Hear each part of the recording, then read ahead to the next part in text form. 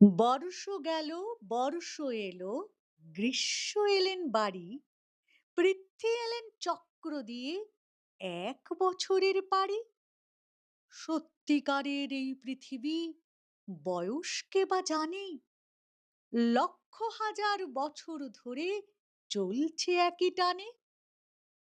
আপন তালে আকাশ পথে আপনি চলে বেগে, গ্রীষ্মকালের তপ্ত রোদে, বর্ষাকালের মেঘে।